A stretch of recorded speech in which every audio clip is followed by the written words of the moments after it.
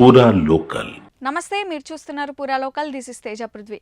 America అధ్యక్షుడు Donald Trump నిర్ణయాలు ప్రపంచవ్యాప్తంగా చర్చనీయాంశమయ్యాయి. కెనడా, మెక్సికోపై 25%, చైనాపై 10% సుంకాలు విధించడంపై ఆయా దేశాలు మండిపడుతున్నాయి.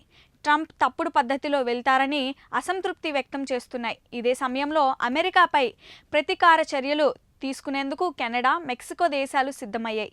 అలాగే ట్రంప్ నిర్ణయాన్ని WTO సవాల్ చేస్తానని చైనా హెచ్చరించింది.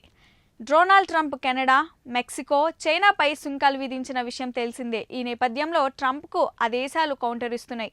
ఈ క్రమంలో కెనడా కీలక నిర్ణయం తీసుకుంది. తాజాగా ప్రధాని మాట్లాడుతూ 150 బిలియన్ కెనేడియన్ డాలర్ల అమెరికా దిగుమతులపై 25% టెరిఫ్లు విధిస్తున్నాం. వాషింగ్టన్ చర్యలకు ఇది కెనడా ప్రతిస్పందన. ఇందులో 30 బిలియన్ డాలర్ల విలువైన వస్తువులపై విధించే సుంకం మంగళవారం నుంచి అమల్లోకి వస్తుంది. మిగిలినవి 21 రోజుల తర్వాత అమలవుతాయి. అమెరికాను స్వర్ణయుగంలా మార్చాలని అధ్యక్షుడు ట్రంప్ అనుకుంటే మాతో భాగ్యస్వామ్యానికి కోరుకోవాలి, అదే వారికి మంచిది అంటూ కామెంట్స్ చేశారు.